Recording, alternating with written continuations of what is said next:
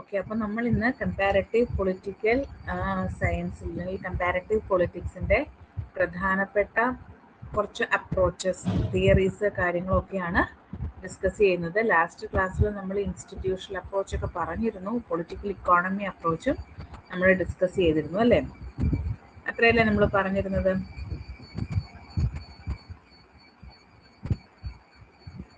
ഇതിൽ നമ്മൾ കുറച്ച് ഇമ്പാക്റ്റ്, അതായത് പൊളിറ്റിക്കൽ ഇക്കോണമി കമ്പാരറ്റീവ് പൊളിറ്റിക്സിൽ കൊണ്ടുവന്നിട്ട് കുറച്ച് ഇമ്പാക്റ്റുകളുണ്ട്. ആ ഇമ്പാക്റ്റിനനുസരിച്ചിട്ട് ഒന്ന് രണ്ട് തിയറീസ് നമുക്ക് പഠിക്കാനുണ്ട്. അപ്പോൾ അത് ഏതൊക്കെ തിയറിയാണെന്നും അതിലെ പ്രധാനപ്പെട്ട തിങ്കറും അവരുടെ മെയിൻ കോൺസെപ്റ്റുകളും അത്രമാത്രം പഠിച്ചാൽ മതിയാകും. അവരുടെ ബുക്കും പഠിക്കണേ. സോ ഈ കാര്യങ്ങളാണ് നമ്മൾ ഇന്നത്തെ ക്ലാസ്സിൽ ആദ്യം ഡിസ്കസ് ചെയ്യാൻ പോകുന്നത്. അപ്പോൾ പൊളിറ്റിക്കൽ ഇക്കോണമി കമ്പാരറ്റീവ് പൊളിറ്റിക്സിനെ എത്രമാത്രം സ്വാധീനിച്ചിട്ടുണ്ട്, അതിൽ നിന്ന് ഉണ്ടായി വന്നിട്ടുള്ള തിയറീസ് ഏതൊക്കെയാണ്? അതിൽ ഫസ്റ്റ് ആയിട്ട് പറയുക ഇമ്പാക്റ്റ് ഓഫ് മോഡേണൈസേഷൻ തിയറിയാണ്. അപ്പോൾ കമ്പാരറ്റീവ് പൊളിറ്റിക്സിനെ ഒരു പരിധിവരെ മോഡേണൈസേഷൻ തിയറി സ്വാധീനിച്ചിട്ടുണ്ട്. ഈ മോഡേണൈസേഷൻ തിയറിയുടെ ഫോക്കസ് എന്ന് പറയുന്നത് ഒരു ന്യൂലി ഇൻഡിപെൻഡന്റ് തേർഡ് വേൾഡ് സ്റ്റേറ്റ്സിനെ ഒരു ഫസ്റ്റ് വേൾഡ് സ്റ്റാൻഡേർഡിലേക്ക് മാറ്റുക എന്നുള്ളതാണ്. അപ്പൊ മോഡേണൈസേഷൻ തിയറി ഫോക്കസ് ചെയ്യുന്നത് തേർഡ് വേൾഡ് സ്റ്റേറ്റിനെ ആ ഫസ്റ്റ് വേൾഡ് കൺട്രീസിന്റെ സ്റ്റേറ്റസ് എന്താണോ അതേ രീതിയിലേക്കൊന്ന് ചേഞ്ച് ചെയ്യുക. സോ അവർ എപ്പോഴും ഉപയോഗിക്കുന്ന ടേം എന്താണ്? പൊളിറ്റിക്കൽ ഡെവലപ്മെന്റ് എന്നുള്ളൊരു ടേമാണ് ഇതിനു വേണ്ടിയിട്ട് മോഡേണൈസേഷൻ തിയറി ഉപയോഗിക്കുന്നത്. മോഡേണൈസേഷൻ തിയറിയിലെ പ്രധാനപ്പെട്ട തിങ്കറാണ് റൂസ്റ്റോ എന്ന് പറയും. അദ്ദേഹം ഇക്കണോമിക് ഗ്രോത്തിന്റെ ഒരു 5 സ്റ്റേജസിനെ കുറിച്ച് ഡിഫൈൻ ചെയ്തിട്ടുണ്ട്. ഒന്നാമത്തേത് ട്രഡീഷണൽ സ്റ്റേജ്, രണ്ടാമത്തേത് precondition for take off, then take off, drive to maturity and high mass consumption. അപ്പൊ ഇങ്ങനെ 5 സ്റ്റേജസ് ആയിട്ടാണ് ഇക്കണോമിക് ഗ്രോത്തിനെ റോസ്റ്റോ ഡിഫൈൻ ചെയ്തിരിക്കുന്നത്. ഇതിനെക്കുറിച്ച് നമ്മൾ ഡീറ്റെയിൽ ആയിട്ട് നെക്സ്റ്റ് PDF പഠിക്കും. ഇതിപ്പോ ഇതിന്റെ ഒരു പാർട്ടായിട്ട് പറയുന്നു എന്നേ ഉള്ളൂ കേട്ടോ. സോ ഫസ്റ്റ് തിയറി മോഡേണൈസേഷൻ തിയറിയാണ്. അതിന്റെ പ്രധാനപ്പെട്ട തിങ്കർ റൂസ്റ്റോ ആണ്. അദ്ദേഹത്തിന്റെ ബുക്ക് ഒന്ന് പഠിച്ചു വെച്ചേക്കുക, the stages of economic growth, A non communist manifesto. വർഷം നിങ്ങൾ സ്കിപ്പ് ചെയ്താലും കുഴപ്പമില്ല, പക്ഷെ ബുക്കിന്റെ പേര് പഠിക്കണേ. ഇത്രയെങ്കിലും ഒന്ന് പഠിച്ചു വെച്ചേക്കുക, the stages of economic growth എന്നെങ്കിലും ഒന്ന് പഠിച്ചു വെക്കുക കേട്ടോ. ഇനി ഇതുമായിട്ട് അസോസിയേറ്റ് ചെയ്ത് ഉള്ള രണ്ടാമത്തെ തിയറിയാണ് ഡിപ്പെൻഡൻസി തിയറിയുടെ ഇമ്പാക്റ്റ്.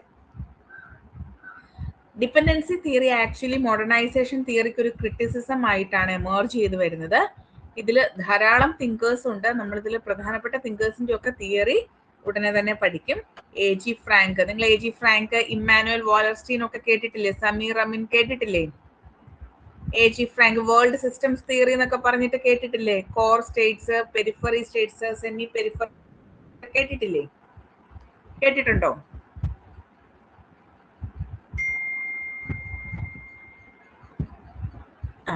അപ്പം അത്തരത്തിലുള്ള തിയറികളാണ് നമ്മൾ ഡീറ്റെയിൽ ചെയ്ത് പഠിക്കും കേട്ടോ. ഇവരെല്ലാം ഒന്ന് ഓർത്ത് വെച്ചേക്ക്. AG ഫ്രാങ്ക്, ഇതിൽ നിന്ന് താഴെ തന്നിരിക്കുന്ന ഡിപ്പെൻഡൻസി തിയറിയുമായി അസോസിയേറ്റ് ചെയ്യാത്തത് ആരാണ് എന്നുള്ള രീതിയിൽ ക്വസ്റ്റ്യൻസ് ചോദിക്കാം. AG ഫ്രാങ്ക്, പ്രബിഷ്, സിംഗർ, സമീർ അമീൻ, പോൾ ബാരൻ, പോൾ സ്വീസി, കർദോസോ, ഫുർട്ടാഡോ, സങ്കൽ, ഡോസാൻഡോസ്. ഇത്രയും പേരാണ് ഡിപ്പെൻഡൻസി തിയറിയിൽ അസോസിയേറ്റ് ചെയ്ത് നിൽക്കുന്ന തിങ്കേഴ്സ്. ഇനി അവരുടെ പ്രധാനപ്പെട്ട കോൺസെപ്റ്റുകൾ നോക്കുക. ഡെവലപ്മെന്റ് ആസ് അണ്ടർ ഡെവലപ്മെന്റ് എന്ന് പറഞ്ഞത് AG Frank.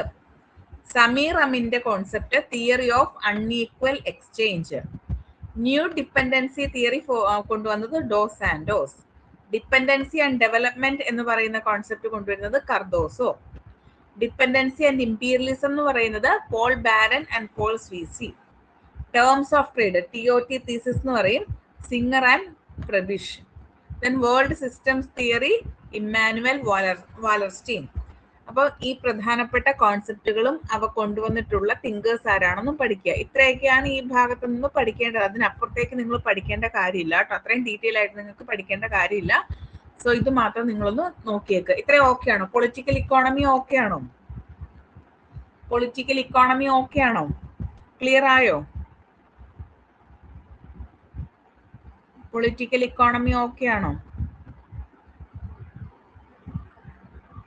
Okay. Next political culture ആണ്. എന്താ പൊളിറ്റിക്കൽ കൾച്ചർ എന്ന് വെച്ചാല്? എന്താ പൊളിറ്റിക്കൽ കൾച്ചർ എന്ന് പറഞ്ഞാൽ?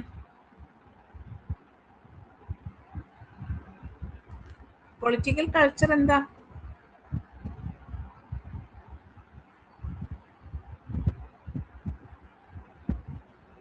എന്താ പൊളിറ്റിക്കൽ കൾച്ചർ? പൊളിറ്റിക്കൽ കൾച്ചർ എന്ന് പറഞ്ഞാൽ ഒരു ഗവൺമെന്റ് എങ്ങനെ പ്രവർത്തിക്കുന്നു, ഇല്ലെങ്കിൽ ഒരു ഇക്കണോമിക് ലൈഫ്, ഒരു പൊളിറ്റിക്കൽ ലൈഫ് ഒക്കെ ക്യാരി ഔട്ട് ചെയ്യുന്ന സമയത്ത്, വെരി ഗുഡ്, കറക്റ്റ് ആണ് കേട്ടോ, ക്യാരി ഔട്ട് ചെയ്യുന്ന സമയത്ത് ഇത്തരമുള്ള കാര്യങ്ങളിലേക്ക് ലീഡ് ചെയ്യുന്ന ഒരു set of belief, values, norms, അസംഷൻസിനെയൊക്കെയാണ് നമ്മൾ പൊളിറ്റിക്കൽ കൾച്ചർ എന്ന് പറയുന്നത്. ഇത്രേ ഉള്ളൂ. ഒരു സൊസൈറ്റിയുടെ ഭാഗമായിട്ട് നമ്മൾ നിലകൊള്ളുമ്പോൾ ആ സൊസൈറ്റിയിൽ നമ്മൾ ഫോളോ ചെയ്യുന്ന ഒരു സെറ്റ് ഓഫ് ബിലീഫിനെയാണ് നമ്മൾ പൊളിറ്റിക്കൽ കൾച്ചർ എന്ന് പറയുന്നത്. അപ്പൊ ഇവിടെ പൊളിറ്റിക്കൽ കൾച്ചർ കൂടുതലായിട്ടും ഫോക്കസ് ചെയ്യുന്നത് പൊളിറ്റിക്കൽ ബിലീഫിനുണ്ട്, വാല്യൂസ് ഉണ്ട്, പൊളിറ്റിക്കൽ സിംബൽസ് ഉണ്ട്, പൊളിറ്റിക്കൽ ആക്ഷൻ ഉണ്ട്, ഓറിയന്റേഷൻസ് ഉണ്ട്. ഇങ്ങനെയുള്ള പ്രധാനപ്പെട്ട കാര്യങ്ങളെയൊക്കെയാണ് പൊളിറ്റിക്കൽ കൾച്ചർ ഫോക്കസ് ചെയ്യുന്നത്. ഇത്രയും ഓക്കെ ആണോ? ഷെയർഡ് വാല്യൂസ് ആണ്, നോംസ്, ആറ്റിറ്റ്യൂഡ് എല്ലാം വെരി ഗുഡ്, അതെല്ലാം കറക്റ്റ് ആണ് കേട്ടോ. ഇത്രയും മനസ്സിലായോ? ഇത്രയും ഓക്കെ ആയോ? പൊളിറ്റിക്കൽ കൾച്ചർ എന്താണെന്ന് ക്ലിയർ ആയോ?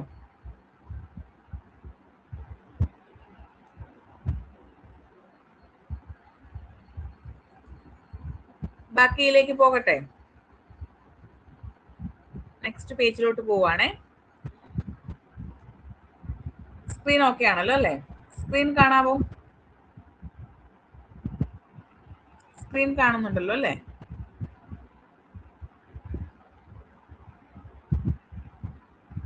ഓക്കെ.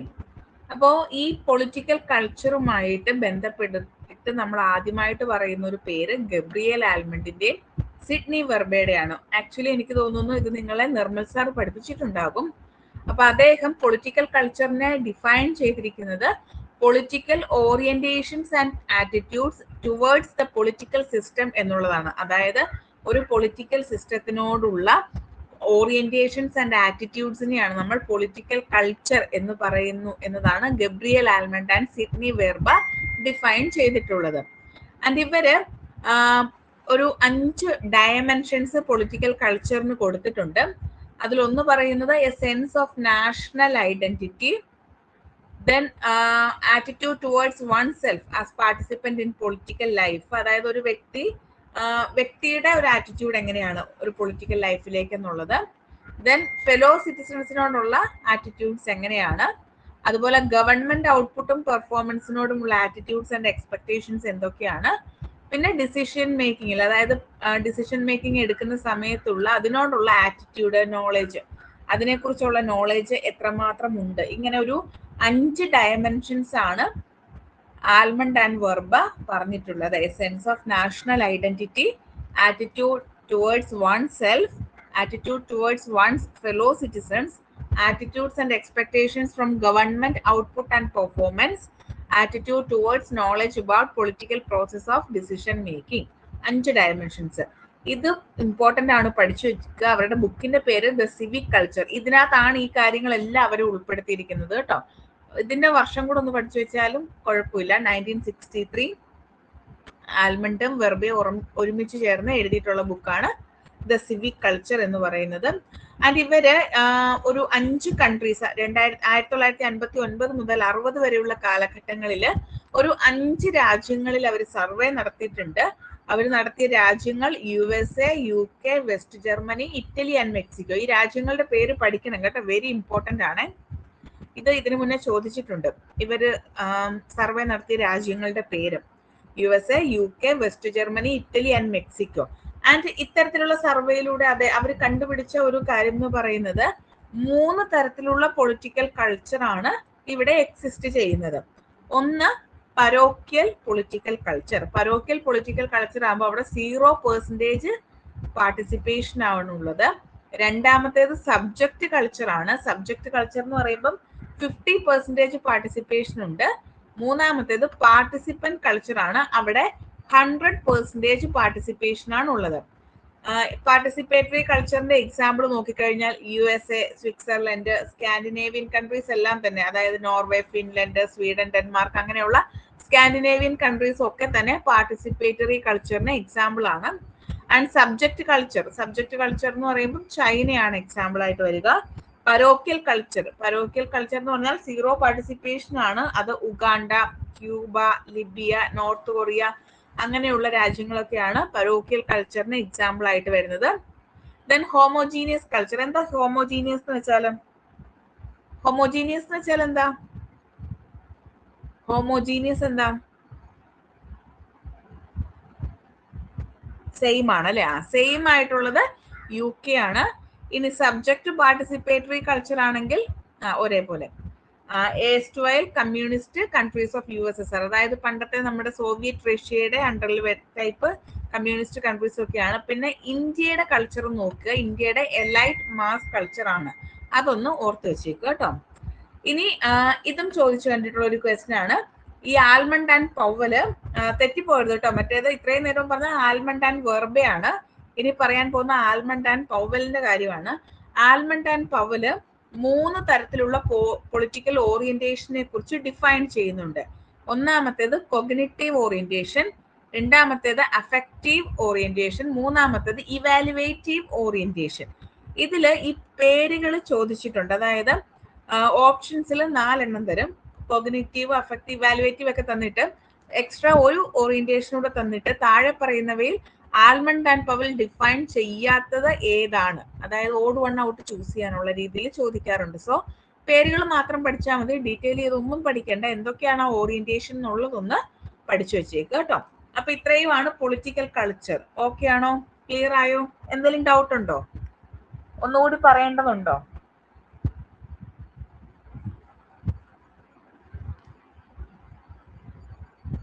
പ്രീവിയസ് പേജ് ആണോ കാണേണ്ടത്? ഈ പേജ് അല്ലേ? ഓക്കെ. ഇതിൽ എന്തെങ്കിലും ഡൗട്ട് ഉണ്ടെങ്കിൽ ചോദിച്ചോ. ഏതെങ്കിലും ഭാഗം ഒന്നുകൂടെ പറയേണ്ടതുണ്ടെങ്കിൽ ചോദിച്ചോ.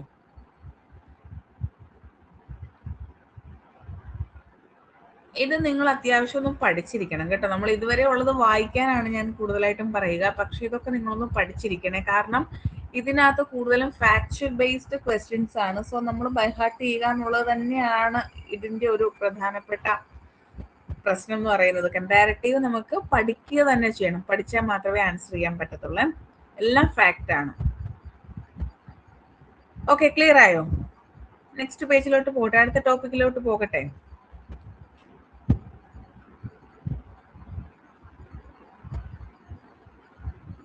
പൊളിറ്റിക്കൽ ഡെവലപ്മെന്റ് പറയട്ടെ. Sorry, David Easton systems approach ആണ്. ഓക്കെ, ഇത് നിങ്ങൾക്ക് സാർ ഒരിക്കൽ പറഞ്ഞു തന്നതാണ്, എന്നാലും ഞാൻ ഒന്നുകൂടി പറയാം. നമ്മുടെ ഡേവിഡ് ഈസ്റ്റന്റെ system approach actually David Easton അല്ല ഇതിന്റെ പ്രധാനപ്പെട്ട എക്സ്പോണന്റ്. ഇനീഷ്യലി ഉള്ള എക്സ്പോണന്റ് ഡേവിഡ് ഈസ്റ്റൺ അല്ല, അദ്ദേഹത്തിന്റെ പേര് ലഡ്വിഗ് വൺ ബർട്ടലാൻഫി എന്നാണ്. ഇത് ചോദിക്കാറുണ്ട് കേട്ടോ. നോർമലി ഇദ്ദേഹത്തിന്റെ ജനറൽ സിസ്റ്റം തിയറിയെ ഇൻസ്പയർഡ് ആയിട്ടാണ് ഡേവിഡ് ഈസ്റ്റൺ അദ്ദേഹത്തിന്റെ സിസ്റ്റം തിയറി കൊണ്ടുവരുന്നത്. ഈ സിസ്റ്റം അപ്രോച്ച് ആദ്യമായിട്ട് സ്റ്റാർട്ട് ചെയ്യുന്നത് ബയോളജിയിലാണ് കേട്ടോ. നമ്മുടെ പൊളിറ്റിക്കൽ സയൻസിലോ ഇക്കണോമിക്സിലോ ഉള്ള സബ്ജക്റ്റ് ഒന്നും അല്ല ഇത്. ഇത് ആക്ച്വലി ബയോളജിയിൽ സ്റ്റാർട്ട് ചെയ്യുന്ന ഒരു സബ്ജക്റ്റ് ആണ്. ആൻഡ് അന്നത്തെ ജനറൽ സിസ്റ്റംസ് തിയറി കൊണ്ടുവന്നിട്ടുള്ള ആള് ലഡ്വിഗ് വൺ ബർട്ടലാൻഫി ആണ്. അദ്ദേഹത്തിന് ഇൻസ്പയർഡ് ചെയ്തുകൊണ്ടാണ് ഡേവിഡ് ഈസ്റ്റൺ സിസ്റ്റം തിയറി കൊണ്ടുവരുന്നത്.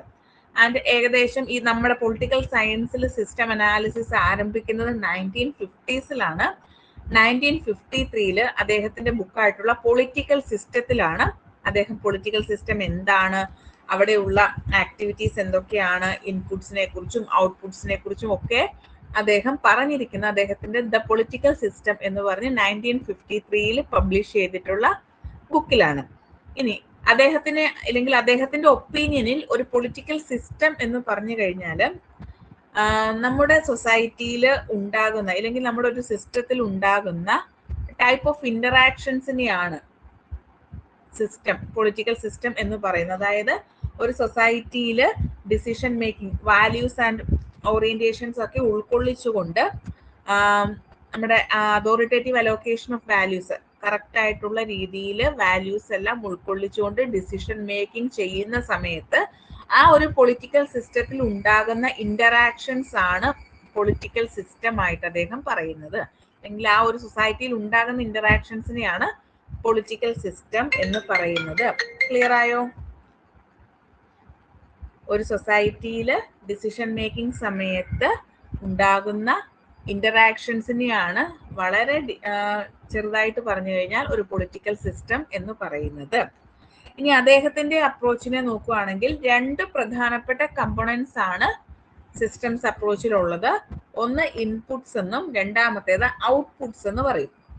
ഇൻപുട്സ് എന്ന് പറയുമ്പോൾ നമുക്ക് അതിനകത്ത് വരിക ഡിമാൻഡ്സ് ആൻഡ് സപ്പോർട്ട്സ് ആണ്. ഡിമാൻഡ്സ് എന്ന് പറഞ്ഞാൽ എന്തായിരിക്കും? ഇൻപുട്സ് ആകുമ്പോൾ എന്തായിരിക്കും? നമ്മൾ അങ്ങോട്ടേക്ക് കൊടുക്കുന്നതായിരിക്കും അല്ലെ.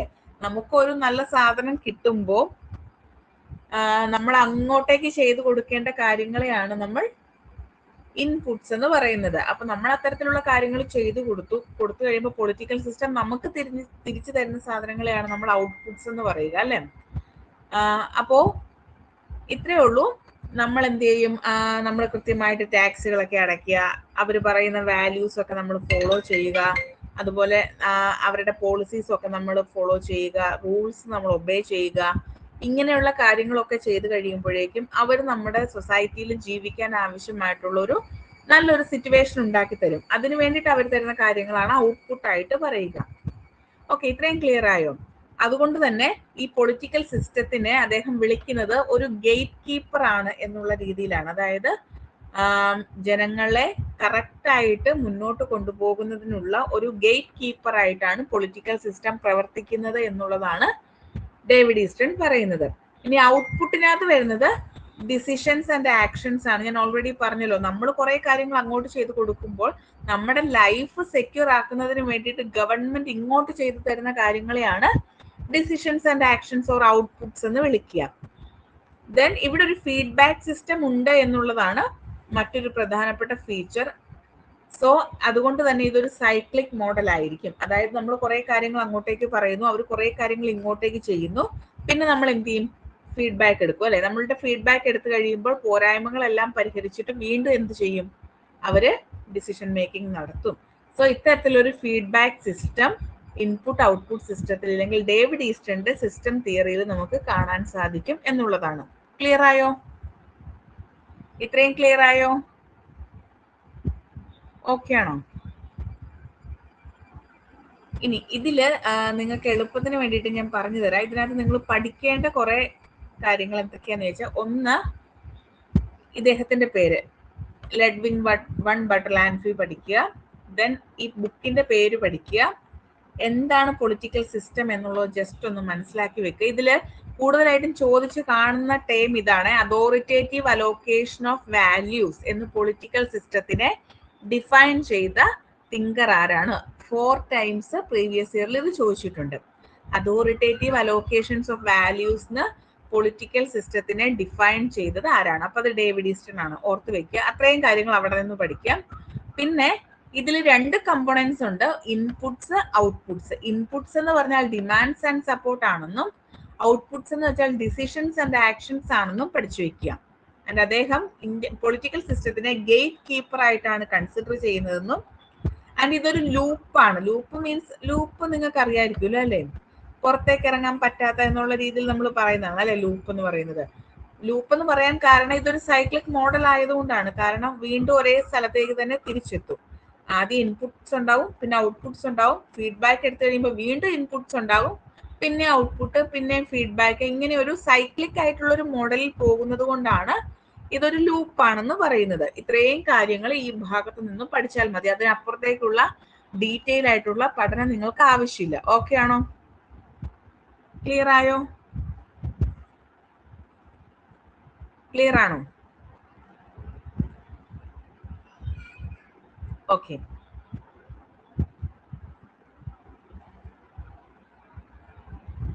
ഇതാണ് കേട്ടോ അദ്ദേഹത്തിന്റെ ഇൻപുട്ട് ഔട്ട്പുട്ട് സിസ്റ്റം. വിട്ടുപോയ ഒരു കാര്യമുണ്ട്, അദ്ദേഹത്തിന്റെ ഈ സിസ്റ്റത്തിനെ നമ്മൾ ബ്ലാക്ക് ബോക്സ് മോഡൽ എന്നാണ് വിളിക്കുന്നത്. അതുകൂടെ ഒന്ന് ഓർത്ത് വെച്ചേക്കണേ. ബ്ലാക്ക് ബോക്സ് മോഡൽ എന്നാണ് അദ്ദേഹത്തിന്റെ സിസ്റ്റം അറിയപ്പെടുന്നത്. അതൊന്ന് ഓർത്ത് വെച്ചേക്കുക കേട്ടോ. ഇനി അദ്ദേഹത്തിന്റെ ഫീച്ചേഴ്സ് ഓൾറെഡി നമ്മൾ പറഞ്ഞ കാര്യങ്ങൾ ഒന്നുകൂടി പറയുന്നു എന്ന് പറയുന്നത് values are authoritatively allocated, political system dynamic ആണ്, ചേഞ്ചിങ് ആണ് അല്ലെ. കാരണം ഇൻപുട്ട് ഉണ്ടാകുന്നു, ഔട്ട്പുട്ട് ഉണ്ടാകുന്നു, ഫീഡ്ബാക്ക് വരുന്നു, വീണ്ടും ഇൻപുട്ട് വരുന്നു. അതായത് സ്റ്റാറ്റിക് ആയിട്ട് നിലനിൽക്കുന്നില്ല, ഡൈനാമിക് ആണ്. പിന്നെ ഓപ്പൺ ആൻഡ് അഡാപ്റ്റീവ് ആണ്. ഇതൊരു cyclical model or loop model ആണ്. പിന്നെ പൊളിറ്റിക്കൽ സിസ്റ്റം ആണ് അനാലിസിസ് യൂണിറ്റ് ആയിട്ട് ഡേവിഡ് ഈസ്റ്റൺ കണ്ടുപിടിച്ചിരിക്കുന്നത്. ഇൻട്രാ സിസ്റ്റം ബിഹേവിയർ ഇവിടെ കാണാൻ സാധിക്കും എന്നുള്ളതാണ്. ഇത്രയും കാര്യങ്ങൾ നമ്മൾ പറഞ്ഞ കാര്യങ്ങൾ തന്നെ ഈ പോയിന്റ് ആയിട്ട് പറഞ്ഞിരിക്കുന്നു എന്ന് മാത്രം കേട്ടോ, പോയിന്റുകളായിട്ട് മാത്രം പറഞ്ഞിരിക്കുന്നു. ഇനി അടുത്തത് നമ്മൾ പറയാൻ പോകുന്നത് ആൽമണ്ട് ആൻഡ് പവലിന്റെ സ്ട്രക്ചറൽ ഫങ്ഷണലിസം ആണ്. ഇതും സിസ്റ്റം തിയറി തന്നെയാണ്. സ്ട്രക്ചറൽ ഫങ്ഷണലിസം ആണ് പറയുന്നത്. And Gabriel Almond, Bingham Powell ഇവരാണ് ഈ ഒരു തിയറി സ്ട്രക്ചറൽ ഫങ്ഷണൽ അപ്രോച്ച്.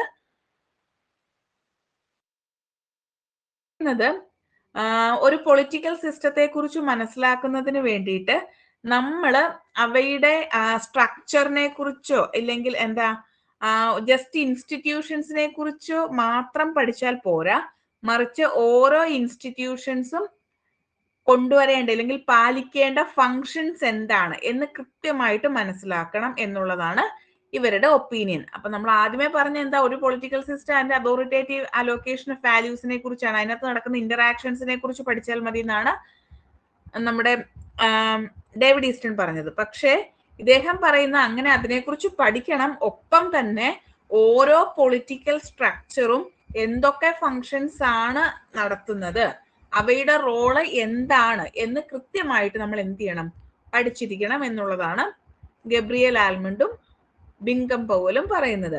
ഇനി ആൽമണ്ടിനെ ഇൻസ്പയർ ചെയ്ത രണ്ട് തിങ്കേഴ്സ് ഉണ്ട്. ഒന്ന് മാക്സ് വെബർ ആണ്. മാക്സ് വെബറിനെ നമ്മൾ ഓൾറെഡി പഠിച്ചു അല്ലെ, ബ്യൂറോക്രാറ്റിക് തിങ്കർ ആയിട്ട് മാക്സ് വെബറിനെ പഠിച്ചു. അതുപോലെ തന്നെ ടാൽകോട്ട് പാഴ്സൺ. നിങ്ങൾക്ക് കൂടുതലും ക്വസ്റ്റിനകത്ത് കാണുന്നത് ഈ ടാൽകോട്ട് പാഴ്സണെയാണ് കേട്ടോ. സോ ഇതൊന്ന് പഠിച്ചു വെച്ചേക്കുക.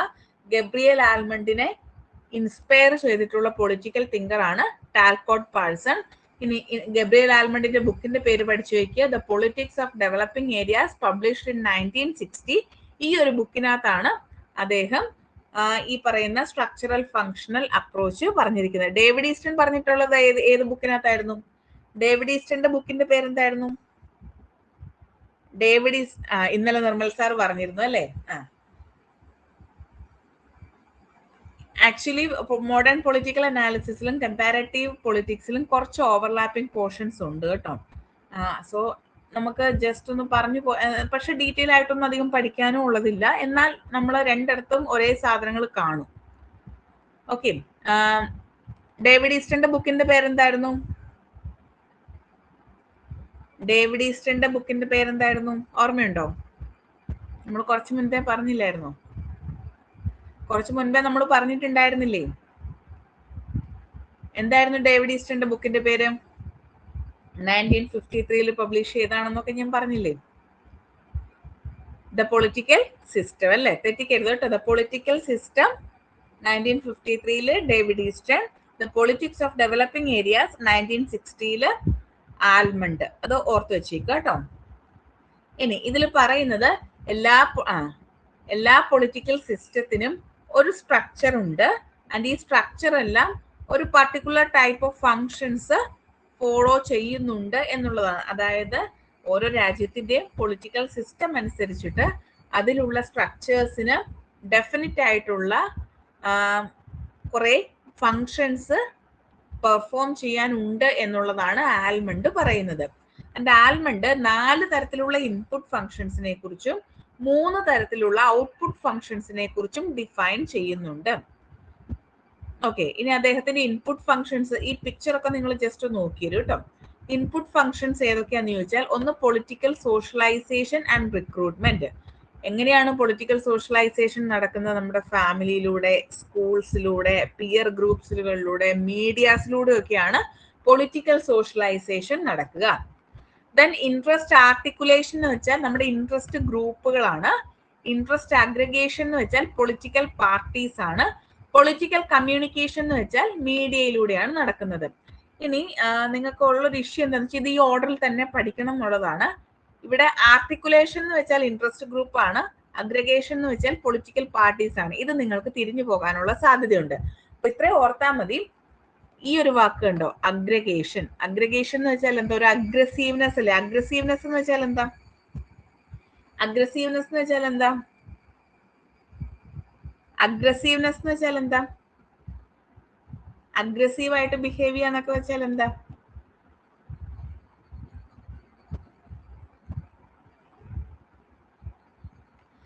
വയലൻസ് ആണ് അല്ലെ, വയലൻസ് ആണ്. ആക്ച്വലി എവിടെയാ നമ്മൾ വയലൻസ് കാണുന്നത്? എവിടെയാ? പൊളിറ്റിക്കൽ പാർട്ടീസിലാണോ ഇൻട്രസ്റ്റ് ഗ്രൂപ്പിലാണോ? ഇൻട്രസ്റ്റ് ഗ്രൂപ്പിൽ നമ്മൾ വയലൻസ് ഒന്നും കാണാൻ സാധിക്കത്തില്ലല്ലോ. പൊളിറ്റിക്കൽ പാർട്ടീസിലല്ലേ എപ്പോഴും വയലൻസ് ഉണ്ടാവുക. മീൻസ് കൊലയും വെട്ടും കുത്തും ഒക്കെ നടക്കുന്ന എവിടെയാ? പൊളിറ്റിക്കൽ പാർട്ടീസുകൾ തമ്മിലല്ലേ. സോ അങ്ങനെ ഓർത്ത് വെച്ചാൽ മതി. അഗ്രഗേഷൻ എന്ന് വെച്ചാൽ പൊളിറ്റിക്കൽ പാർട്ടീസ് ആണ്. ആർട്ടിക്കുലേഷൻ എന്ന് വെച്ചാൽ ഇൻട്രസ്റ്റ് ഗ്രൂപ്പ് ആണ്. ഇൻട്രസ്റ്റ് ഗ്രൂപ്പ് എന്താ, അവര് ഡയറക്റ്റ് ആയിട്ട് ഇൻവോൾവ്മെന്റ് ഇല്ല അല്ലെ, അവര് ബാക്കിലൂടെ ചരട് വലിക്കുന്ന ആളുകളാണ് അല്ലെ ഇൻട്രസ്റ്റ് ഗ്രൂപ്പ് എന്ന് പറഞ്ഞാൽ. അവരുടെ ഇൻട്രസ്റ്റ് പ്രൊട്ടക്ട് ചെയ്യുന്നതിന് വേണ്ടിയിട്ട് പ്രവർത്തിക്കുന്ന ഗ്രൂപ്പുകളാണ്. അവര് ബാക്കിലിരുന്ന് ചരട് വലിക്കും. ആക്ച്വലി പൊളിറ്റിക്കൽ പാർട്ടീസ് ആണ് രംഗത്തിറങ്ങി പ്രവർത്തിക്കുന്നത് അല്ലെ. സോ അഗ്രഗേഷൻ പൊളിറ്റിക്കൽ പാർട്ടീസും ആർട്ടിക്കുലേഷൻ ഇൻട്രസ്റ്റ് ഗ്രൂപ്പും. ഇങ്ങനെ ഓർത്ത് വെച്ചാൽ മതി, പിന്നെ അത് തെറ്റത്തില്ല കേട്ടോ. ഈ ഓർഡർ ഇമ്പോർട്ടന്റ് ആണ്. Political socialization, interest articulation, interest aggregation, political communication. ഇങ്ങനെയുള്ള സാധനങ്ങളെല്ലാം കൂടെ പൊളിറ്റിക്കൽ സിസ്റ്റത്തിലേക്ക് എത്തും.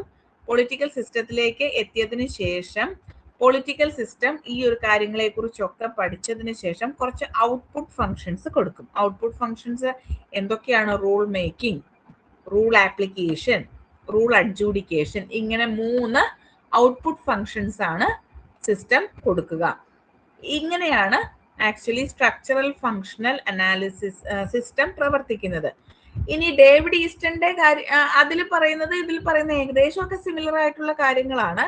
പക്ഷെ ഇവ തമ്മിലുള്ള പ്രധാനപ്പെട്ട ഡിഫറൻസ് എന്താണെന്ന് ചോദിച്ചു കഴിഞ്ഞാൽ, ആൽമണ്ടിന്റെയും പൗവലിന്റെയും സ്ട്രക്ചറിനകത്ത് ഫീഡ്ബാക്ക് സിസ്റ്റം ഇല്ല. ഡേവിഡ് ഈസ്റ്റന്റെ സിസ്റ്റം തിയറിയിൽ ഫീഡ്ബാക്ക് സിസ്റ്റം ഉണ്ട്, പക്ഷെ ഇവരുടെ തിയറിക്കകത്ത് ഫീഡ്ബാക്ക് സിസ്റ്റം ഇല്ല എന്നുള്ളതാണ് കേട്ടോ. അതൊന്ന് ഓർത്ത് വെച്ചേക്കുക.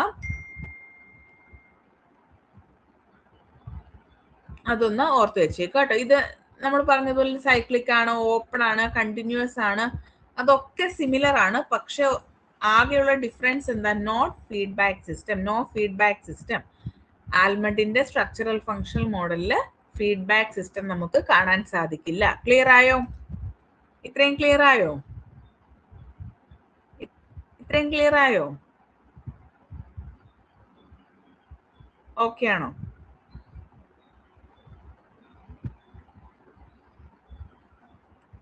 ഓക്കെ. ഇനി നമ്മൾ പറയാൻ പോകുന്നത് SP ഹണ്ടിങ്ടണിന്റെ ഡെമോക്രറ്റൈസേഷൻ ആണ്. 3 waves ഓഫ് ഡെമോക്രറ്റൈസേഷൻ. ഇത് നിർമ്മൽ സാർ പഠിപ്പിച്ചോ?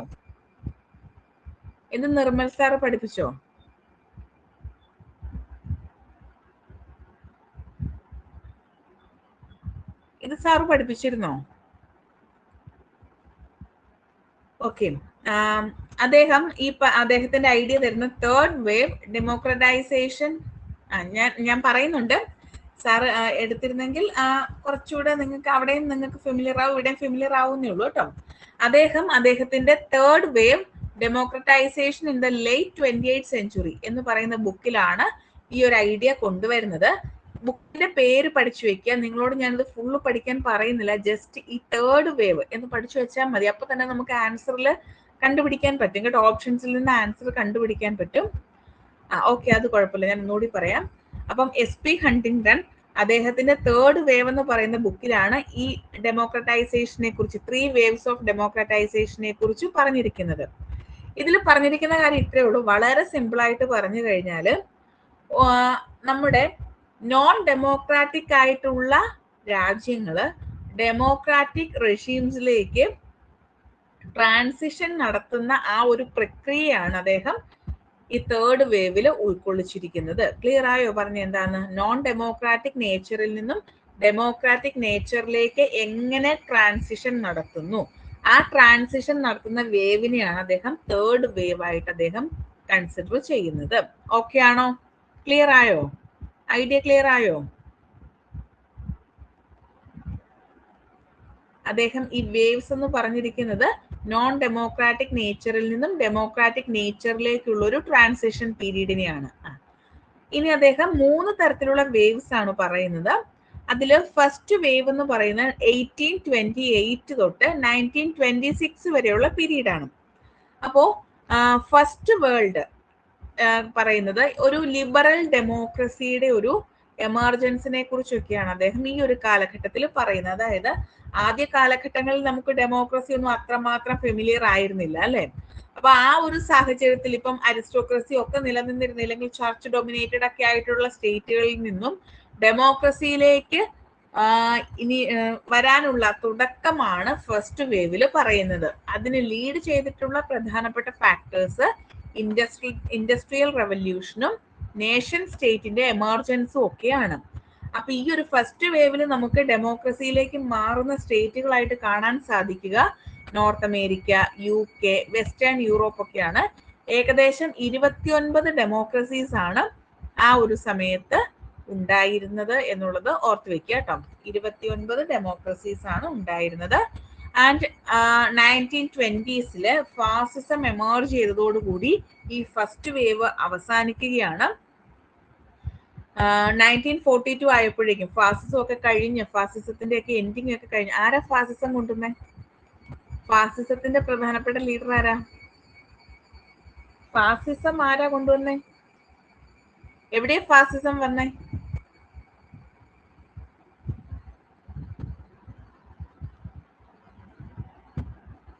ഫാസിസത്തിന്റെ ഈറ്റിലം എന്നൊക്കെ അറിയപ്പെടുന്ന ഏതാ? എവിടെയാണ് ഫാസിസം?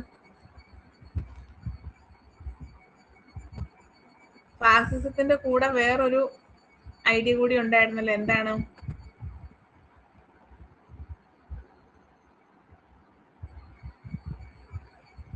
നാസിസം ആണല്ലേ.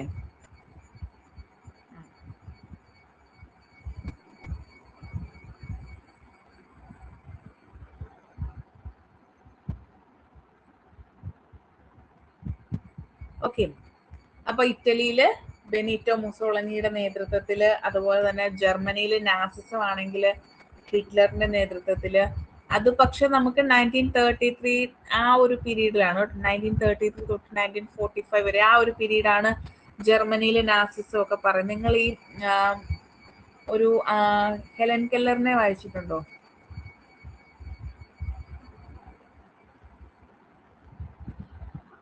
ഇദ്ദേഹത്തിന്റെ മെയിൻ കാഫ് വായിച്ചിട്ടുണ്ടോ ഹിറ്റ്ലറിന്റെ? ആൻ ഫ്രാങ്കിന്റെ കാര്യങ്ങളുണ്ട്. പിന്നെ ആൻ ഫ്രാങ്കിന്റെ ഡയറി കുറിപ്പുകൾ വായിക്കണം. അതിനകത്ത് ഫുള്ള് ഈ പറയുന്ന അവർക്കെതിരെ ഈ ഹിറ്റ്ലർ നടത്തിയിട്ടുള്ള കാര്യങ്ങളൊക്കെ തന്നെയാണ് വരുന്നത് അല്ലെ. ആൻ ഫ്രാങ്കിന്റെ ഡയറി കുറിപ്പുകളിനകത്ത് വരുന്ന എല്ലാ ആ ഒരു കാര്യമാണ്. അദ്ദേഹത്തിന്റെ മെയിൻ കാഫ് വായിച്ചിട്ടുണ്ടോ ഹിറ്റ്ലറിന്റെ? അതിലൊക്കെ അത് വായിച്ചു കഴിയുമ്പോൾ നമ്മൾ അദ്ദേഹം ചെയ്തിരിക്കുന്ന കാര്യങ്ങളെല്ലാം വാഴ്ത്തും അല്ലെ. അത്രമാത്രം ഒരു അതിലേക്കൊരു അതെ, ഹെലൻ കെല്ലർ അല്ല കേട്ടോ, ആൻ ഫ്രാങ്ക് ആണ്. പേര് മാറിപ്പോയതാണ്, ആൻ ഫ്രാങ്ക് ആണ്, പേര് മാറിപ്പോയതാണ്.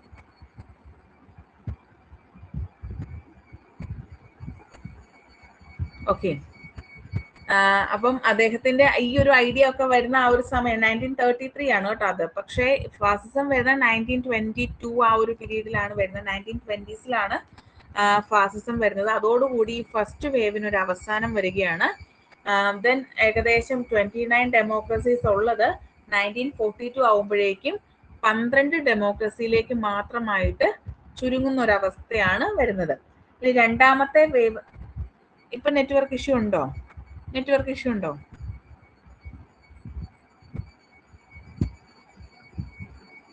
ബാക്കിയുള്ളവർക്ക് എങ്ങനെയാ, നെറ്റ്വർക്ക് ഇഷ്യൂ ഉണ്ടോ? ഓക്കെ, അപ്പം താങ്കളുടെ നെറ്റ്വർക്കിന്റെ ഇഷ്യൂ ആയിരിക്കും കേട്ടോ.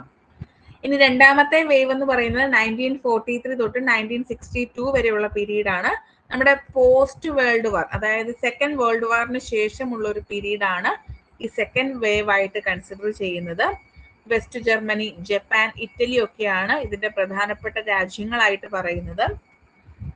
ഇതിന്റെ ഒരു പ്രധാനപ്പെട്ട ഫീച്ചർ എന്ന് പറഞ്ഞു കഴിഞ്ഞാൽ, ഇല്ലെങ്കിൽ സെക്കൻഡ് വേവ് നമുക്ക് കാണാൻ സാധിക്കുന്നത് കൂടുതലായിട്ടും അവിടുത്തെ പ്രധാനപ്പെട്ട പ്രത്യേകതയായിട്ട് നമുക്ക് കാണാൻ സാധിക്കുന്നത് പല രാജ്യങ്ങളും ഡീകോളനൈസ് ചെയ്യപ്പെട്ടു എന്നുള്ളതാണ്. ഡീകോളനൈസ് ചെയ്യപ്പെടുമ്പോൾ നമുക്ക് ഇന്ത്യ, ഇന്തോനേഷ്യ, ശ്രീലങ്ക, ഘാന പോലത്തെ തേർഡ് വേൾഡ് കൺട്രീസിന്റെ ഉദയം ഉണ്ടാകുന്ന ഒരു സമയമാണ് ആക്ച്വലി സെക്കൻഡ് വേവ് എന്ന് പറയുന്നത്.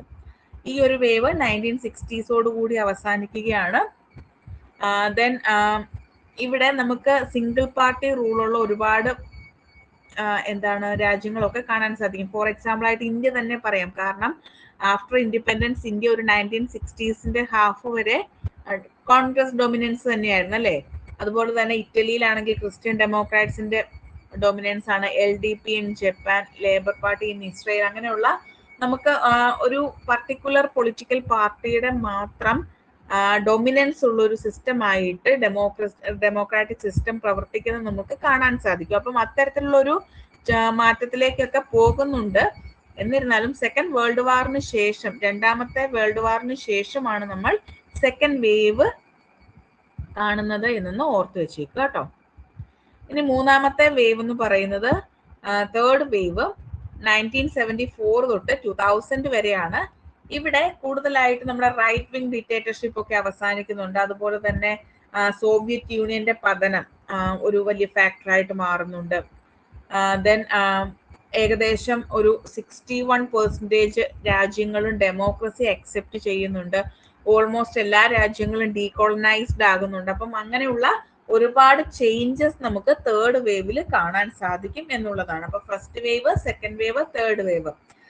വേവ്സ് എന്ന് പറഞ്ഞു കഴിഞ്ഞാൽ അദ്ദേഹം ഉദ്ദേശിക്കുന്നത്, SP ഹണ്ടിങ്ടൺ ഉദ്ദേശിക്കുന്നത് നോൺ ഡെമോക്രസിയിൽ നിന്നും ഡെമോക്രസിയിലേക്കുള്ള മാറ്റമാണ്. ഫസ്റ്റ് വേവില് നമുക്ക് ഇൻഡസ്ട്രിയലൈസേഷന്റെ ഒക്കെ ഭാഗമായിട്ടാണ് ഈ പറയുന്ന ഡെമോക്രാറ്റിക് സിസ്റ്റം ഉണ്ടാകുന്നത്. 29 ഡെമോക്രസീസ് ആണ് ഫസ്റ്റ് വേവിന്റെ തുടക്കത്തിൽ ഉണ്ടാകുന്നത്. പക്ഷെ അതിന്റെ അവസാനം ആവുമ്പോഴേക്കും ഫാസിസത്തിന്റെ ഒക്കെ എമർജൻസോട് കൂടി 1942 ആവുമ്പോഴേക്കും 12 ഡെമോക്രസീസ് മാത്രമാണ് എക്സിസ്റ്റ് ആവുന്നത്. ഇനി സെക്കൻഡ് വേവിലേക്ക് വരുമ്പോൾ സെക്കൻഡ് വേൾഡ് വാറിന് ശേഷമുള്ള പീരീഡ് ആണ്. ഡീകോളനൈസേഷൻ ആണ് പ്രധാനപ്പെട്ട ഫാക്ടർ ആയിട്ട് പറയുന്നത്.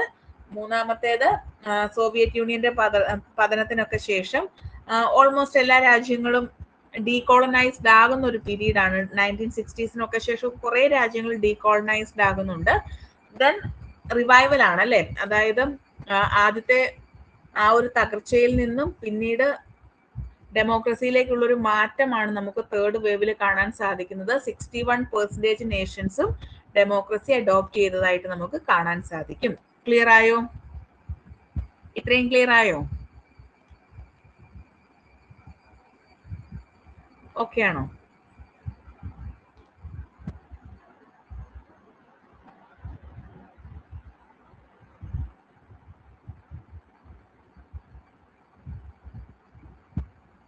കോളനൈസേഷൻ പറയട്ടെ.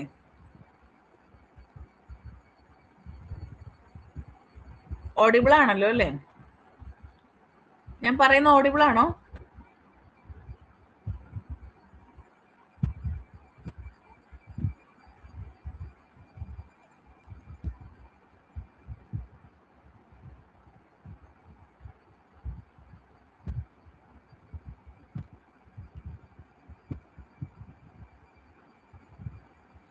ഓക്കെ. ലാഗ് വരുന്നുണ്ടോ നിങ്ങൾക്ക്? ഇപ്പോഴാണോ ഞാൻ ഈ പറയുന്ന കാര്യങ്ങളൊക്കെ കേട്ടത്? ഓക്കെ. ഇനി അടുത്ത കോളനൈസേഷൻ ആണ്. കോളനൈസേഷൻ എന്ന് വെച്ച് കഴിഞ്ഞാൽ it's A practice of domination ആണ് അല്ലെ. അതായത് ഒരു ഗ്രൂപ്പിന് മേൽ മറ്റൊരു ഗ്രൂപ്പിന്റെ ഒരു സബ്ജുഗേഷൻ അല്ലെങ്കിൽ ഒരു കൺട്രോളിംഗ് ആണ് കൊളോണിയലിസം എന്നതുകൊണ്ട് നമ്മൾ ഉദ്ദേശിക്കുന്നത്. ഏകദേശം ഒരു പല ടൈപ്പ് ഓഫ് കൊളോണിയലിസത്തെ കുറിച്ച് നമ്മൾ ഒരുപാട് കാര്യങ്ങൾ പഠിച്ചിട്ടുണ്ടാകും. അതിന്റെ ഒരു ഡിഫറെന്റ് പെർസ്പെക്റ്റീവ് ആണ് നമ്മൾ ഇവിടെ പഠിക്കുക. അതിന്റെ 12 തരത്തിലുള്ള കൊളോണിയലിസം ഉണ്ട് എന്നാണ് നാൻസി ഷൂമേക്കർ പറഞ്ഞിട്ടുള്ളത്. ഇതൊന്ന് പഠിച്ചു വെച്ചേക്കണേ. 12 ടൈപ്സ് ഓഫ് കൊളോണിയലിസം ഉണ്ട് എന്നാണ് നാൻസി ഷൂമേക്കർ പറഞ്ഞിട്ടുള്ളത്. അവരുടെ native American whalemen and the world, indigenous encounters and the contingency of race എന്ന് പറയുന്ന ബുക്കിലാണ് അവരിത് പറഞ്ഞിട്ടുള്ളത്. പുള്ളിക്കാരി നമ്മുടെ യൂണിവേഴ്സിറ്റി ഓഫ് കണക്ടിക്കട്ട് ഒക്കെ ഉണ്ടല്ലോ, അവിടുത്തെ പ്രൊഫസർ ഒക്കെ ആയിട്ട് വർക്ക് ചെയ്യുന്ന വ്യക്തിയാണ്. 2015 പുള്ളിക്കാരി ഈ ബുക്ക് എഴുതിയിരിക്കുന്നത്. അപ്പൊ വളരെ റീസെന്റ് ആണെന്ന് വേണമെങ്കിൽ നമുക്ക് പറയാം. ഒരു 10 വർഷം മുൻപുള്ള കാര്യങ്ങളൊക്കെയാണ് പറയുന്നത്. ഇനി അവര് 12 തരത്തിലുള്ള കൊളോണിയലിസത്തെ കുറിച്ച് പറയുന്നുണ്ട്. അത് ഏതൊക്കെയാണെന്ന് നമുക്ക് നോക്കാം.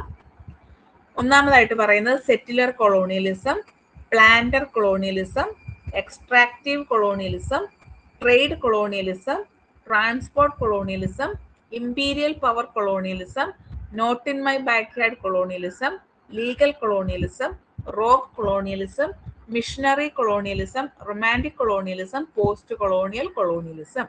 പക്ഷേ ഇതിലെല്ലാം നമ്മൾ ഡീറ്റെയിൽ ആയിട്ട് പഠിക്കേണ്ടത് നമ്മൾ പറഞ്ഞു തരും കേട്ടോ. ഇനി നമ്മൾ പറയുന്നത് കോളനൈസേഷനും ഇമ്പീരിയലിസവും തമ്മിലുള്ള ഡിഫറൻസ് ആണ്. ആക്ച്വലി കൊളോണിയലിസവും ഇമ്പീരിയലിസവും തമ്മിലുള്ള ഡിഫറൻസ് എന്താ? രണ്ട് സെയിം ആണോ? ഇത് രണ്ട് സെയിം ആണോ? കൊളോണിയലിസവും ഇമ്പീരിയലിസവും സെയിം ആണോ? ഇവ തമ്മിൽ ഒരു പരിധി വരെയൊക്കെ സിമിലർ ആയിട്ടുള്ള ട്രേറ്റ്സ് ഉണ്ട് അല്ലേ? പക്ഷെ ഇവ തമ്മിൽ ഒറ്റ ഡിഫറൻസ് ആണ് പ്രധാനമായിട്ട് നമ്മൾ പറയുക. എന്താണ്? കൊളോണിയലിസത്തിൽ നമുക്ക് ജിയോഗ്രഫിക്കൽ കൺട്രോൾ ഉണ്ട്, ഇമ്പീരിയലിസത്തിൽ നമുക്ക് ജിയോഗ്രഫിക്കൽ കൺട്രോൾ കാണാൻ സാധിക്കില്ല എന്നുള്ളതാണ്. അതായത് കൊളോണിയലിസത്തിൽ ഫിസിക്കൽ ടേക്ക് ഓവറിന് പ്രാധാന്യമുണ്ട്. അതായത് രാജ്യത്തിന്റെ റിസോഴ്സസുകളെല്ലാം ആര് ടേക്ക് ഓവർ ചെയ്യും? ഏത് രാജ്യമാണോ കോളനി ആക്കി വെച്ചിരിക്കുന്നത് ആ രാജ്യം ടേക്ക് ഓവർ ചെയ്യും അല്ലേ? പക്ഷെ ഇമ്പീരിയലിസത്തില് പവർ പ്രൊജക്ഷൻ ആണ് പ്രാധാന്യം. റിസോഴ്സസ് ക്യാപ്ചർ ചെയ്യുക എന്നുള്ളത് അത്രമാത്രം പ്രാധാന്യം കൊടുക്കുന്ന കാര്യമില്ല. ഫിസിക്കൽ ടേക്ക് ഓവർ നമുക്ക് കാണാൻ സാധിക്കത്തില്ല. ഇനി കൊളോണിയലിസത്തിൽ നമുക്ക് പെർമനന്റ് സെറ്റിൽമെന്റ് കാണാൻ സാധിക്കും. ഇമ്പീരിയലിസത്തില് ഇക്കണോമിക് ആൻഡ് പൊളിറ്റിക്കൽ ഡൊമിനേഷൻ, ദൂരെ നിന്നുള്ള ഇക്കണോമിക് ആൻഡ് പൊളിറ്റിക്കൽ ഡൊമിനേഷൻ ആണ് നമുക്ക് കാണാൻ സാധിക്കുന്നത്. എക്സാമ്പിൾ ആയിട്ട് പറയുവാണെങ്കിൽ ഇപ്പം ഇന്ത്യയുടെ കാര്യം തന്നെ നമുക്ക് പറഞ്ഞാൽ മതി. കൊളോണിയലിസത്തിന് ബെസ്റ്റ് എക്സാമ്പിൾ ഇന്ത്യയാണ്. ഇനി ഇമ്പീരിയലിസം ഒക്കെ പറയുവാണെങ്കിൽ ഈ പറയുന്ന 19th സെഞ്ചുറീസിൽ ആഫ്രിക്കയുടെ പല ഭാഗങ്ങളും ഈ ബ്രിട്ടന്റെയും ഫ്രാൻസിന്റെയും ഒക്കെ കൺട്രോളിലായിട്ട് ഇരുന്നുണ്ട്. അപ്പം അങ്ങനെയുള്ള രാജ്യങ്ങളെയൊക്കെയാണ് നമുക്ക് ഇമ്പീരിയലിസത്തിന്റെ എക്സാമ്പിൾ ആയിട്ട് പറയാൻ സാധിക്കുന്നത്. ഇതൊന്നും നിങ്ങൾ അത്ര കാര്യമായിട്ട് പഠിക്കണമെന്ന് ഞാൻ പറയത്തില്ല കേട്ടോ. അതൊന്നും അങ്ങനെ ചോദിച്ച് കണ്ടിട്ടില്ല എക്സാമിന്. സോ വായിച്ചിടുക കേട്ടോ. ഇത് നോക്കുക. ഇതില് ഒന്ന് ടൈപ്പ് ഓഫ് കൊളോണിയലിസം, പ്രധാനപ്പെട്ട കൊളോണിയലിസം ഏതൊക്കെയാണെന്ന് പഠിക്കുക. ഒന്നാമത് സെറ്റിലർ കൊളോണിയലിസം ആണ്. സെറ്റിലർ കൊളോണിയലിസത്തിന്റെ പ്രത്യേകത എന്താന്ന് ചോദിച്ചാൽ ലാർജ് സ്കെയിൽ ഇമിഗ്രേഷൻ ഉണ്ടാകും. അതായത് ഇമിഗ്രേഷനും എമിഗ്രേഷനും തമ്മിലുള്ള ഡിഫറൻസ് എന്താ? ഇമിഗ്രേഷനും എമിഗ്രേഷനും തമ്മിലുള്ള ഡിഫറൻസ് എന്താ? രണ്ട് മൈഗ്രേഷൻ, രണ്ട് പെർസ്പെക്റ്റീവ്സ് ആണ് അല്ലെ? ഇമിഗ്രേഷൻ എന്താ?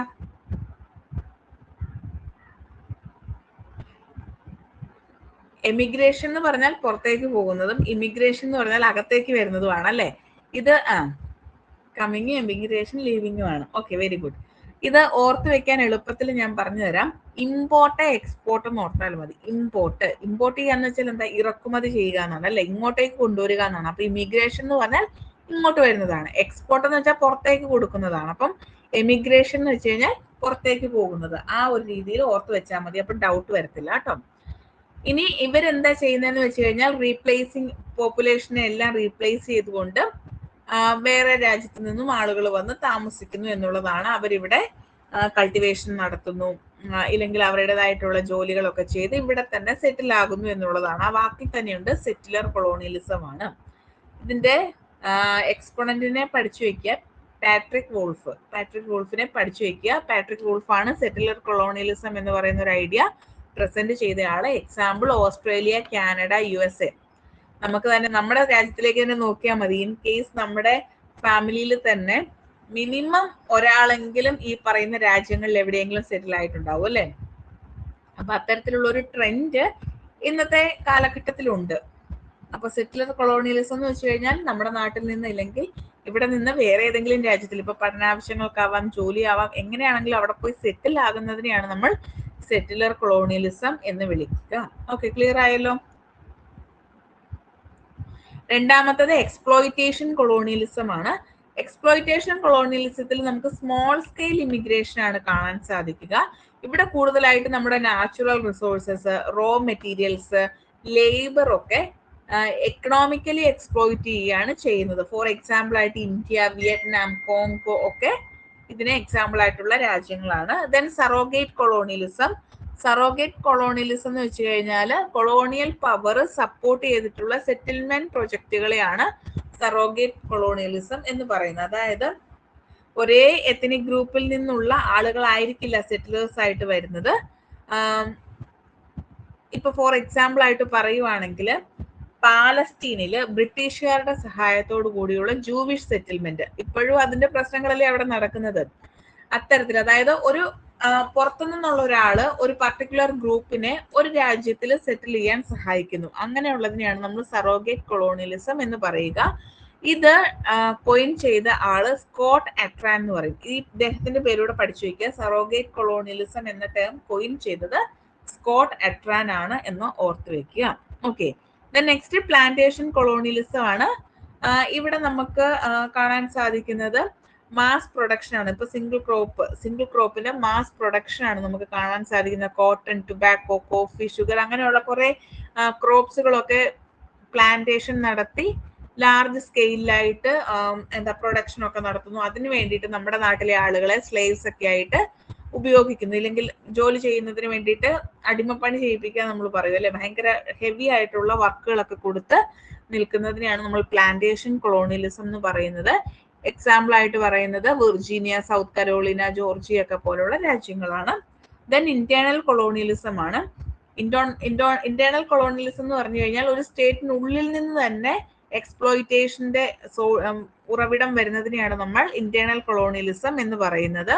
അതായത് ഒരു റീജിയണൽ ബേസിസിലായിരിക്കും ഈ എക്സ്പ്ലോയിറ്റേഷൻ ഉണ്ടാവുക. ചില ഭാഗങ്ങളിൽ നമ്മൾ എല്ലാ സമയത്ത് റീജിയണലിസം ഒക്കെ പഠിച്ച സമയത്ത് പറഞ്ഞില്ലേ, അതായത് ഒരു രാജ്യത്തിന്റെ എല്ലാ ഭാഗത്തും ഒരേപോലെ ഡെവലപ്മെന്റ് ഉണ്ടാകാതെ വരുമ്പോൾ അവിടെ നിന്നുണ്ടാകുന്ന പ്രൊട്ടസ്റ്റിന്റെ ഭാഗമായിട്ടാണ് റീജിയണലിസം ഉണ്ടാകുന്നത്. അതുപോലെ തന്നെ ഒരു രാജ്യത്തിന്റെ അൺഈവൻ ആയിട്ടുള്ള ഇഫക്ട്സുകളുടെ അടിസ്ഥാനത്തിലാണ് ഇന്റേണൽ കൊളോണിയലിസം നിലനിൽക്കുന്നത്. റോബർട്ട് ബ്ലോണറും ബാബ്ലോ കസ്നോവയാണ് ഈ ഒരു കോൺസെപ്റ്റ് ഡെവലപ്പ് ചെയ്തിട്ടുള്ളത്. എക്സാമ്പിൾ ആയിട്ട് അഫ്ഗാനിസ്ഥാൻ, അൾജീരിയ, ഫിലിപ്പൈൻസ്, ശ്രീലങ്ക, തായ്ലൻഡ് പോലുള്ള രാജ്യങ്ങളാണ് നമുക്ക് കാണാൻ സാധിക്കുക. സോ ഇത്രയുമാണ് കൊളോണിയലിസത്തെ കുറിച്ച് പറയാനുള്ളത്. ക്ലിയർ ആയോ? ഓക്കെ ആണോ?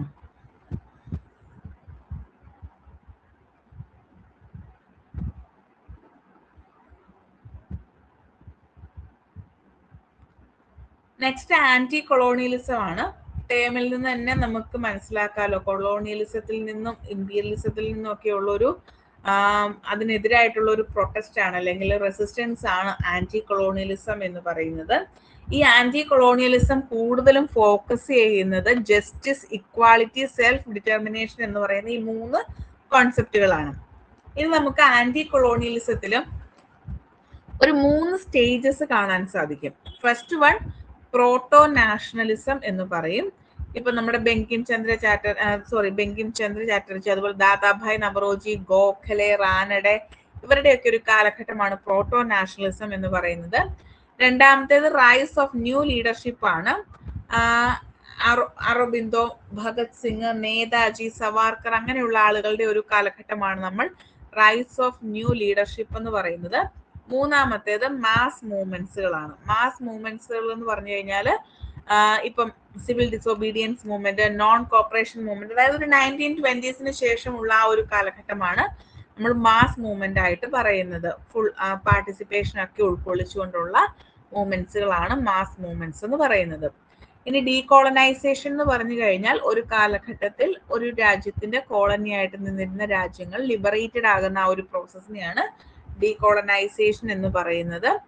ഈ ഡീകോളനൈസേഷനുമായി ബന്ധപ്പെട്ടിട്ട് ഫസ്റ്റ് സ്റ്റെപ്സ് എടുക്കുന്നത് ലീഗ് ഓഫ് നേഷൻസ് ആണ്. അതൊന്ന് പഠിച്ചു വെച്ചേക്കുക കേട്ടോ.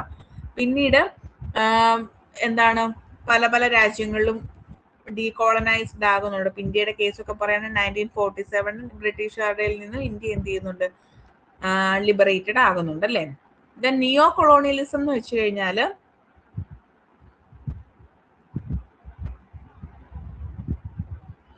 ഡെവലപ്ഡ് കൺട്രീസ് എന്ത് ചെയ്യാണ്, ലെസ് ഡെവലപ്ഡ് കൺട്രീസിനെ കൺട്രോൾ ചെയ്യുന്ന ആ ഒരു സിസ്റ്റത്തിനെയാണ് നമ്മൾ നിയോ കൊളോണിയലിസം എന്ന് പറയുന്നത്. അതായത് ഇൻഡയറക്റ്റ് മീൻസിലൂടെ ആയിരിക്കും, അല്ലാതെ നേരത്തെ കൊളോണിയലിസ്റ്റുകൾ ചെയ്തതുപോലെ ഡയറക്റ്റ് ആയിട്ടുള്ള ഒരു എക്സ്പ്ലോയിറ്റേഷൻ ഒന്നും അവർ നടത്തുന്നുണ്ടാവില്ല. പക്ഷെ ഇൻഡയറക്റ്റ് മീൻസിലൂടെ ഒരു എക്സ്പ്ലോയിറ്റേഷൻ നടത്തുന്ന രീതിയാണ് നിയോ കൊളോണിയലിസം എന്ന് പറയുന്നത്. ഇപ്പൊ ഫോർ എക്സാമ്പിൾ ആയിട്ട് നമ്മുടെ MNCസിന്റെ ഒക്കെ കാര്യം പറയാം.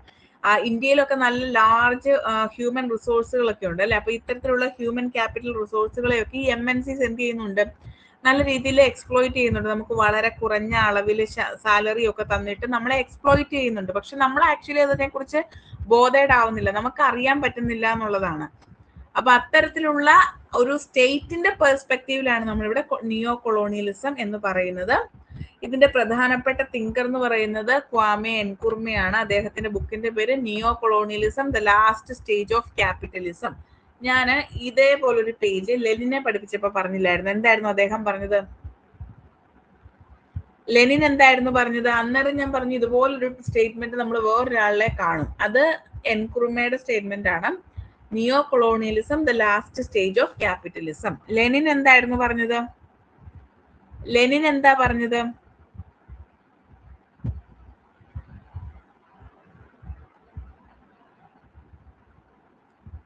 ലെനിൻ എന്തായിരുന്നു പറഞ്ഞത്?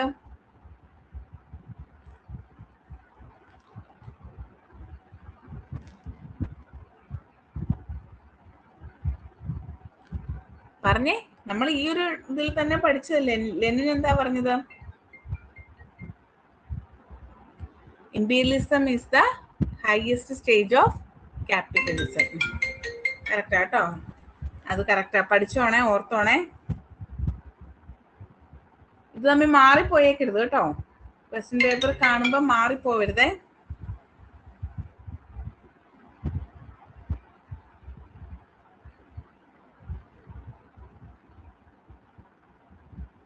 ഓക്കെ, ഇനി നിയോ കൊളോണിയലിസം എന്ന് പറയുന്ന ടേം കോയിൻ ചെയ്തിട്ടുള്ള നമ്മുടെ ഫ്രഞ്ച് ഫിലോസഫർ ആയിട്ടുള്ള ജീൻ പോൾ സാർത്തർ ആണ്. 1956 പക്ഷെ ഇത് ആദ്യമായിട്ട് ഉപയോഗിച്ചതാണ് ക്വാമെ എൻകുർമെ എന്ന് പറയുന്നത് 1960s എന്നൊക്കെ ഒന്ന് ഓർത്ത് വെച്ചേക്കുക. ദെൻ ബാക്കിയുള്ളതൊക്കെ നിങ്ങളൊന്ന് വായിച്ചു നോക്കിയാൽ മതി. ഇവിടെ ഒന്നും വലിയ ഡീറ്റെയിൽ ആയിട്ട് പഠിക്കാനുള്ളതൊന്നുമില്ല. ഇനി നിങ്ങൾ ഓർത്ത് വെക്കേണ്ട മറ്റൊരു കാര്യം പോസ്റ്റ് കൊളോണിയലിസം ആണ്. പോസ്റ്റ് കൊളോണിയലിസം എന്ന് വെച്ച് കഴിഞ്ഞാൽ വെസ്റ്റേൺ കൊളോണിയലിസത്തിന്റെ ഒരു ആഫ്റ്റർമേത്ത് ആയിട്ട് നമുക്ക് പറയാൻ സാധിക്കും. ഇവിടുത്തെ തിങ്കേഴ്സിനെയൊക്കെ ഒന്ന് ഓർത്ത് വെച്ചാൽ മതി. എഡ്വേർഡ് സെഡ് ആണ്. നിങ്ങൾ പഠിച്ചില്ലേ? നിർമ്മൽ സാർ ഓൾറെഡി പഠിപ്പിച്ചിട്ട് കാണും. ഓറിയന്റലിസം ആണ് അദ്ദേഹത്തിന്റെ ബുക്കിന്റെ പേര്.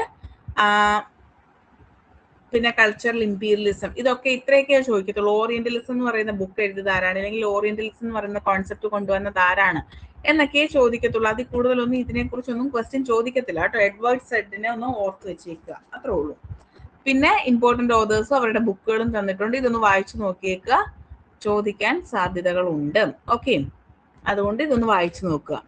ക്ലിയർ ആയി? ഇത്രയും ഭാഗങ്ങൾ ക്ലിയർ ആയോ? ഇത്രയും കാര്യങ്ങൾ ക്ലിയർ ആയോ?